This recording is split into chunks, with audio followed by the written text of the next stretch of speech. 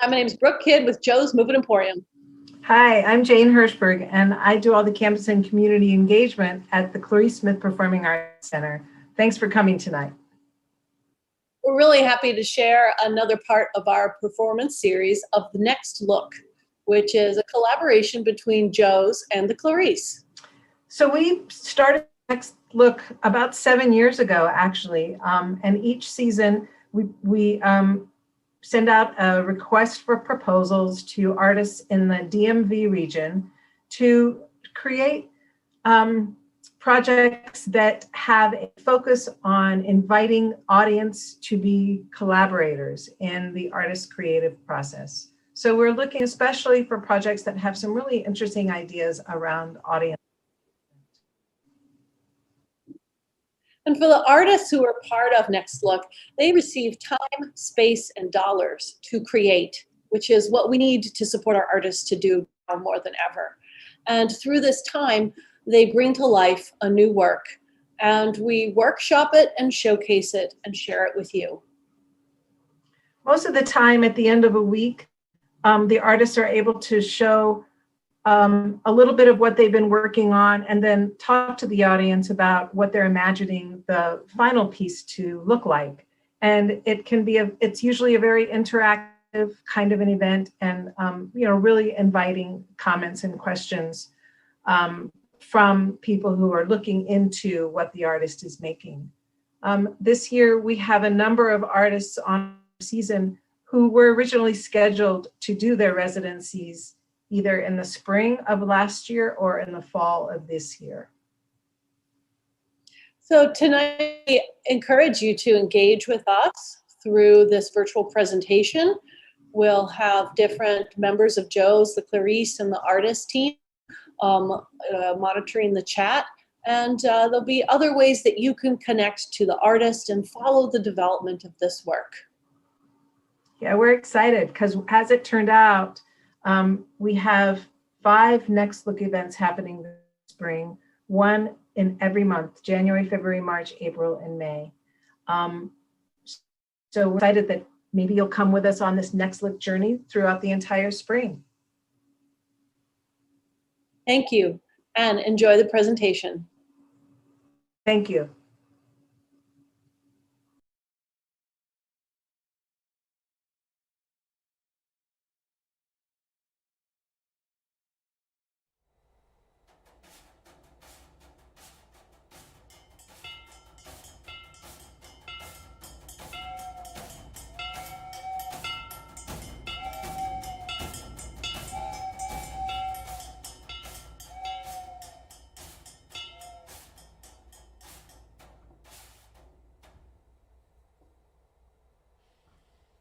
Like anything else, everything was so segregated when we were growing up that you just had to do what you had to do in here.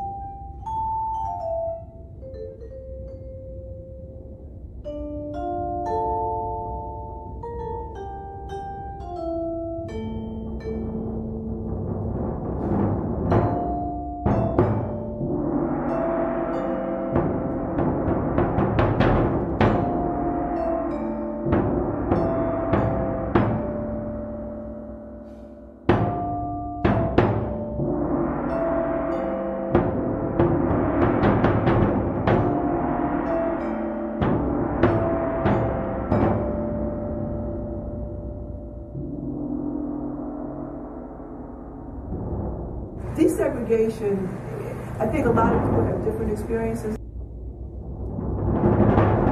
It was ugly. It was ugly in that it seemed like as long as there were only 30 black kids in the school, it was okay. But once the numbers got bigger, the animosity seemed to increase dramatically. So it was not a fun time.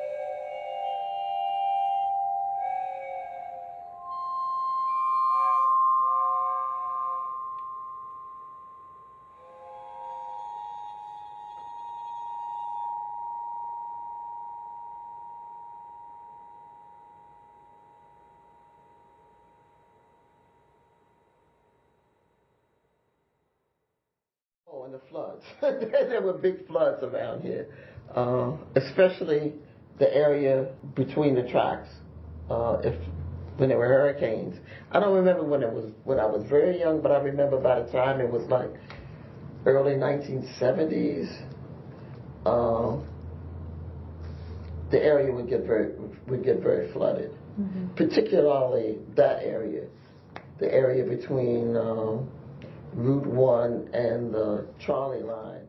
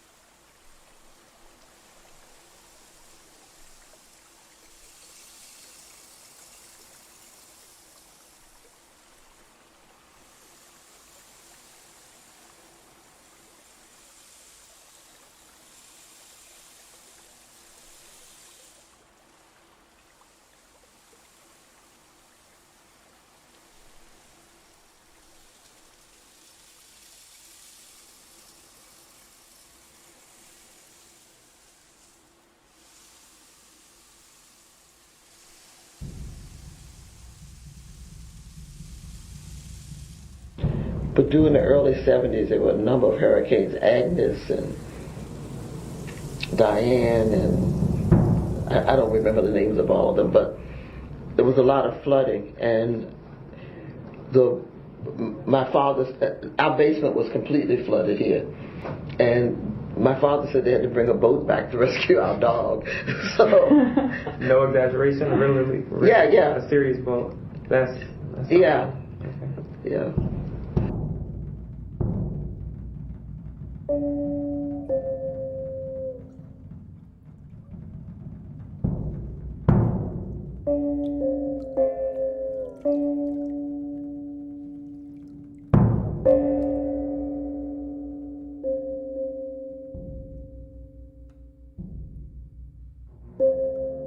Well, that night it rained, and that's when the flood took place. And there were boats, and there was water got into the store because the water was up past these poles. Oh my!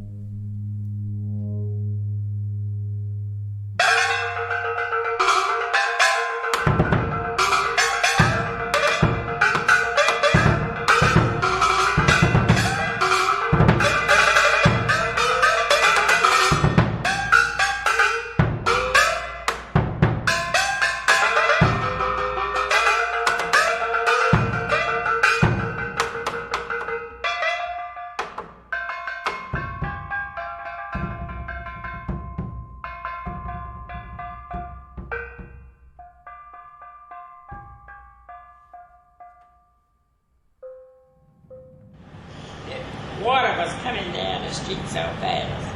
And I told her, I said, Lord, get your clothes on real fast. The water's coming down the street.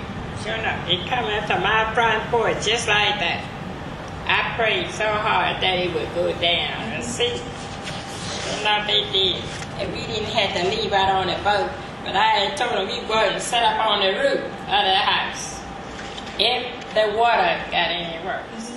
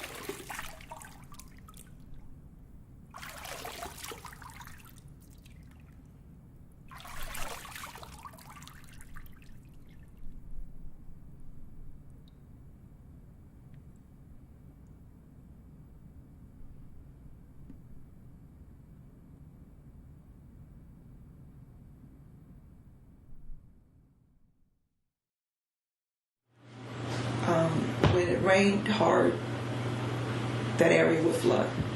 Several times a year it would flood. Oh my. How much water? Usually a couple. A significant amount. Yeah. Not like, oh, there's a little water, it means we gotta leave. It was significant. Yeah. And when Tropical Storm Agnes came through, the whole neighborhood was flooded. But that happened in a lot of places. But with the Urban Renewal Project, it was supposed to solve the drainage issues and build the area up.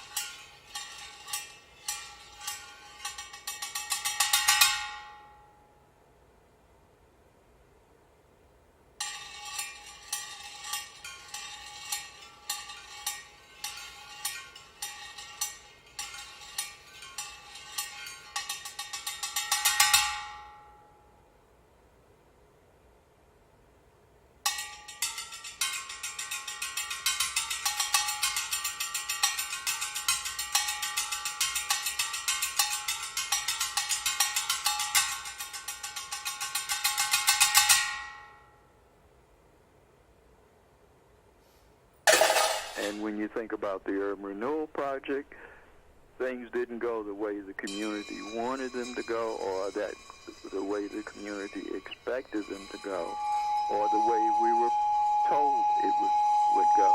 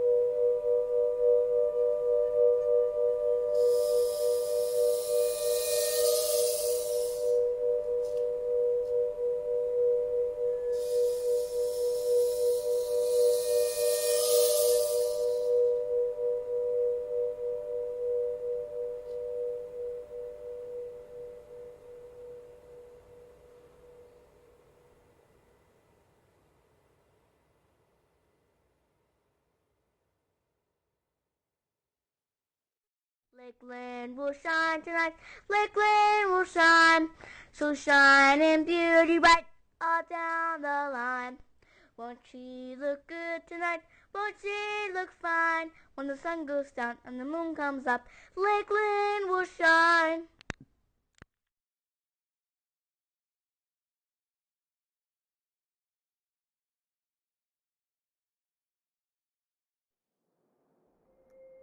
What a friend we have in Jesus.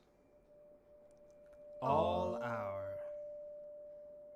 sins and griefs to bear.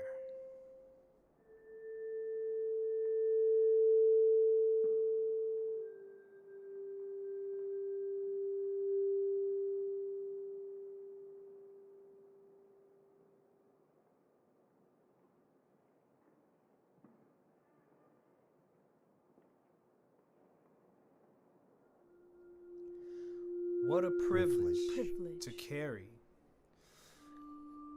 everything to God in prayer.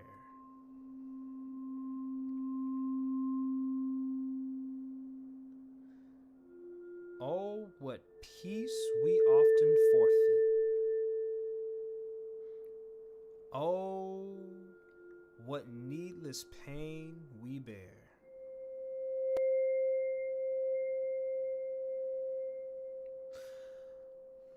All because we do not carry everything to God in prayer.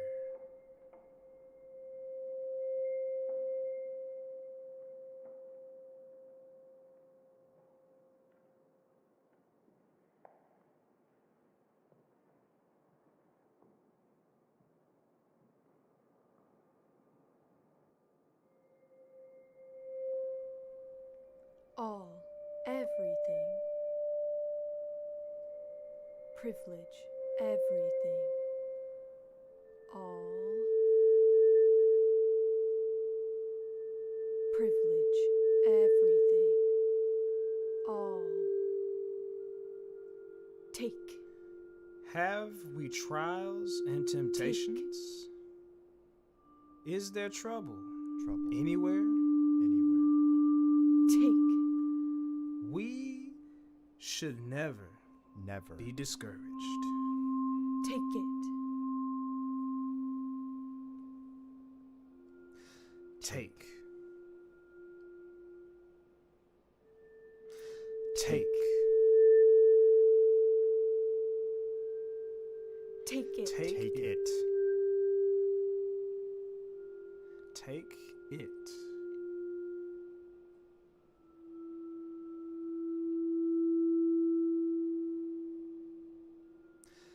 Take.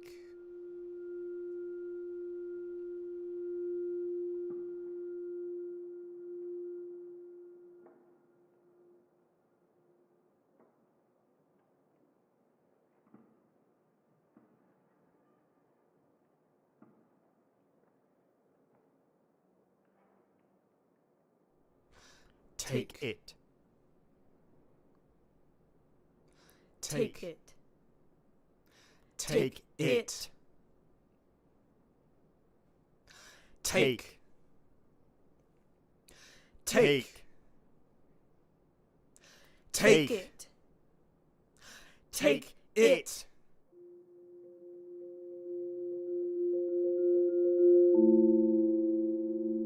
What a privilege. Privilege. What a privilege. Privilege. Privilege. Privilege. What? Privilege. Privilege.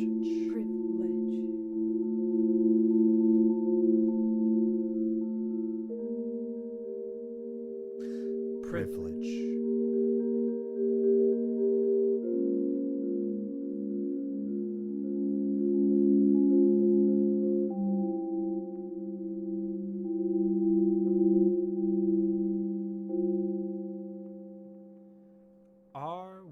heavy and heavy laden.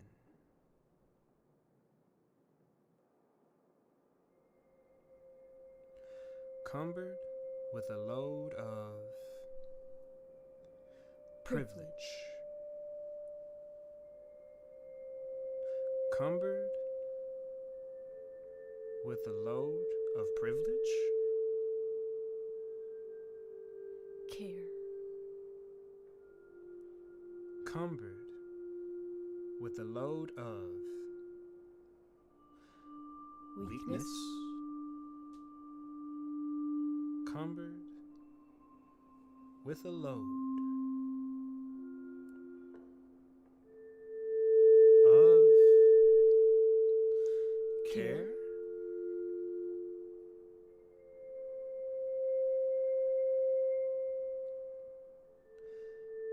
Have we trials and privilege? Is there trouble? Privilege?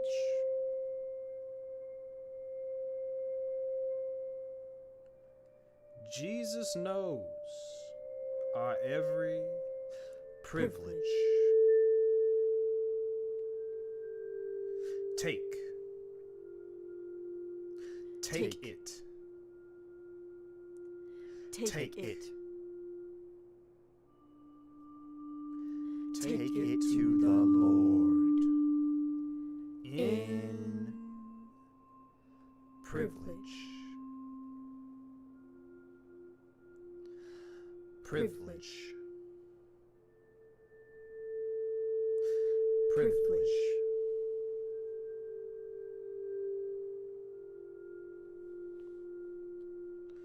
What a friend we have in privilege.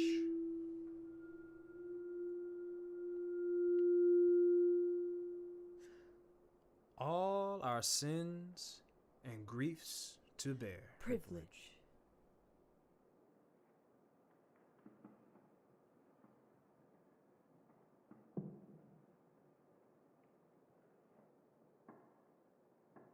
All because we do not carry everything. Take everything. Take everything to God in privilege. Can we find the solace there? Take it to the Lord in prayer. In his arms, he'll take and shield thee. Thou wilt find a solace there. Solace. Can we find a solace? A solace there? We should take it. Take it. We should take it to the Lord in privilege. Privilege.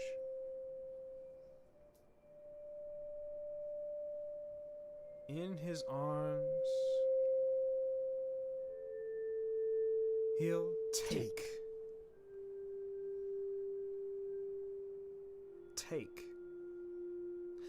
Take.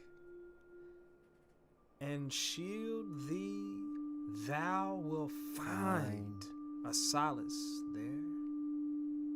Take everything to God in privilege.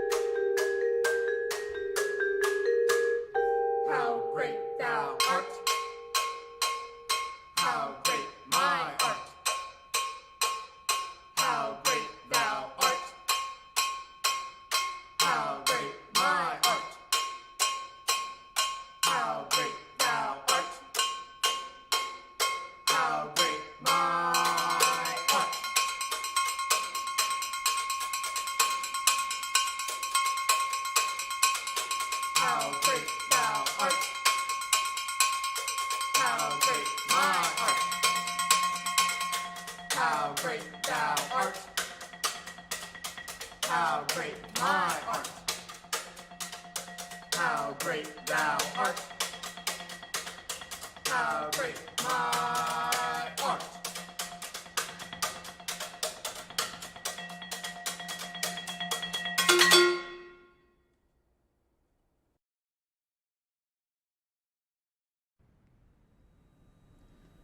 Holy, holy,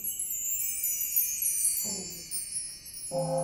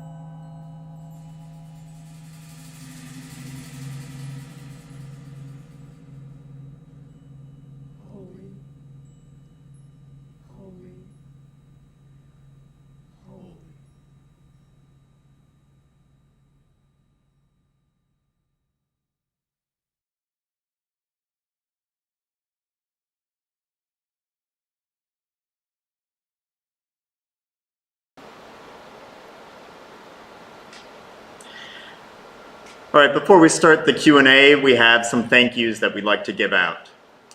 First, thank you to the Clarice and Joe's Movement Emporium for allowing us the opportunity to bring this piece to life. It means so much to us.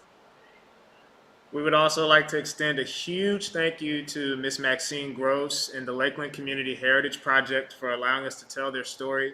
Thank you for all of your guidance and support, and without you, we wouldn't have been able to tell your story, and we hope that the community is very proud of what we were able to put together today. We'd also like to thank our endorsers, Dragonfly Percussion and Black Swamp Percussion, for supporting us with equipment, sticks, and mallets. And it's because of you all that we were able to create the unique sounds that we did. And we also played on instruments rented by Capital Percussion, so thank you for giving us top-notch equipment. Thank you to the Incubator and Vital Signs grants at UMD for the financial support of this endeavor. And lastly, we'd like to say thank you to Miss Laura Haley for endorsing our event and promoting it. Thank you. As you can see, it takes a village to put on what you just saw tonight.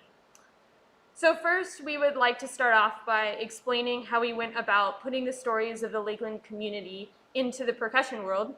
So I'll let Wesley talk first about his movement. So my movement was the first movement entitled Color of Love. And when you listen to a lot of the oral histories, when they talk about racism and segregation and integration and desegregation, most of the time it talks a lot about the education system and how as a child growing up in that environment, you're surrounded by this level of hostility, but still trying to find yourself as an adolescent.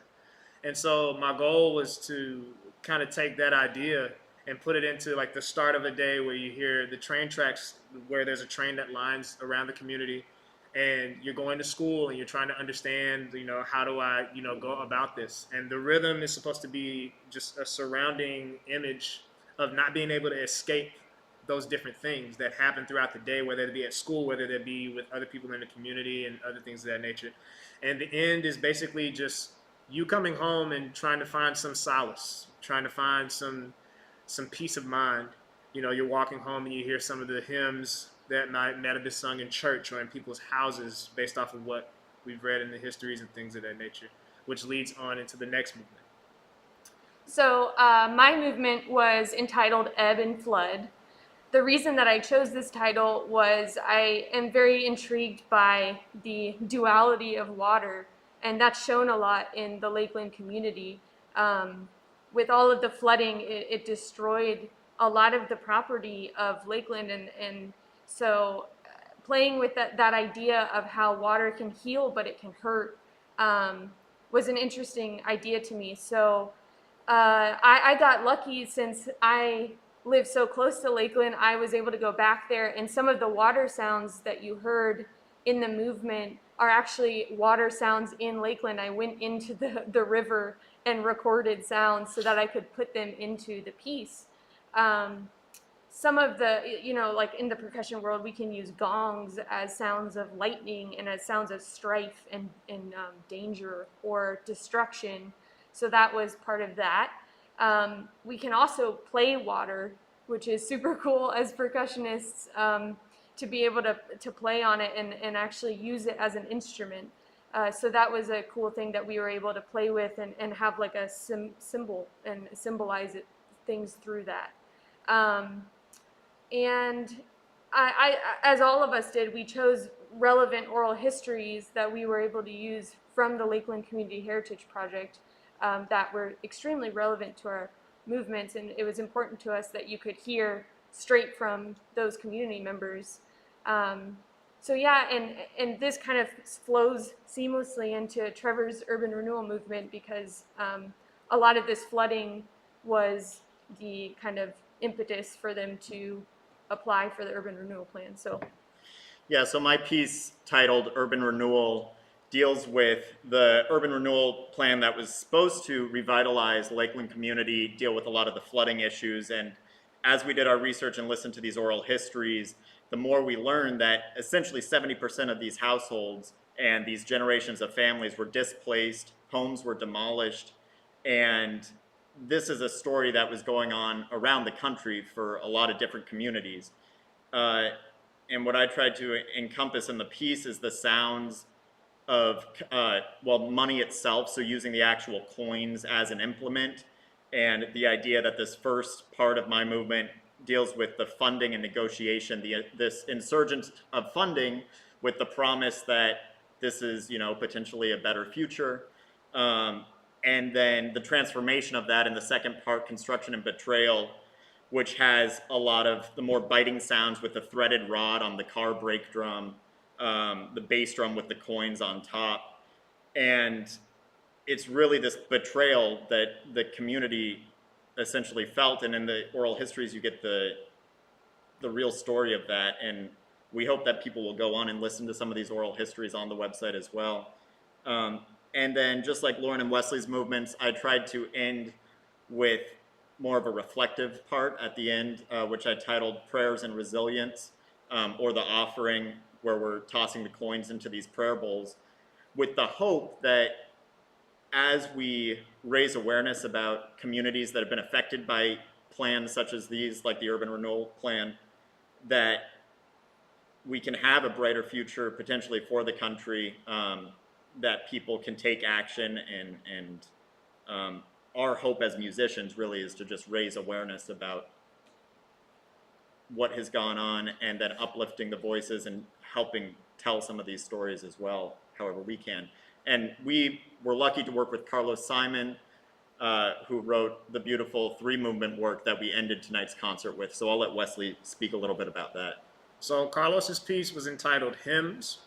And if you notice, each movement was a play on 3 very common hymns: What a Friend We Have in Jesus, How Great Thou Art, and Holy, Holy, Holy. And the way that Carlos went about it is he kind of traded some of the words out, like instead of what a friend we have in Jesus is what a privilege we have, and things of that nature, to highlight the effects of gentrification and other aspects that came later on in the community. And it was a joy to work with him and allow us to put our creative spin on the things that he did. And with that, I would like to hand it over to Ms. Maxine Gross. I would like to know, how did you like the piece? What's your interpretation of it? And what would you like to tell people about the community based off of the story we were able to try to tell? Well, first of all, I just can't tell you about the range of emotions that I had when witnessing the piece. I think in a way, COVID has required us to do this in a different way. We're not in a big room surrounded by people. We're kind of close and at home. And that led an intimacy to the work that I think would not have been present otherwise. It allowed it to speak louder, I think, than it would have been because of the quiet surrounding you. I had no idea of what you were going to do with the materials from the archive. I'll admit to a little trepidation there, but I couldn't be more thrilled to see a newer generation of people taking the words that have been left to them by other people and to put the spirit back into all of that. It's just wonderful. I mean, I really couldn't ask for more in the use of the archive. Well, let me tell you a little bit about the archive, though. More than a decade ago, members of the Lakeland Community Heritage Project started collecting images and histories, documents, as a way to preserve the Lakeland story. The collection came to be known as the Lakeland Digital Archive. For the last few years, we've been working in partnership with the University of Maryland's Department of American Studies and the Maryland Institute for Technology in the Humanities to make the collection more accessible and sustainable. That work has been subsidized most recently by support from a grant from the National Endowment for the Humanities. In the past, we've used archive materials, or others have used archive materials, in media presentations, in formal gallery exhibits, and to help in research. And also there's a mural made from images that were inspired by things from the archive. But I can't express my excitement about the way that you all have used the material. I think I just envision this as being something that can continue. I'd like to wrap up your product and carry it around as I possibly could. you know, even the fact that you were wearing masks, I think, added to the performance value of the whole thing. The way you use the coins, you know, you spoke of one interpretation, what you thought of when you were using the coins. I thought about the fact that, in a way, folks were kind of betting against Lakeland and utilizing their resources in a way to kind of play with the lives of a community and lives of individuals. I mean, your use of water, I think, was spectacular. There were places where I had to hold my breath and I just to take it all in. I can't express how thrilled I am with your work. Next time there'll be dance.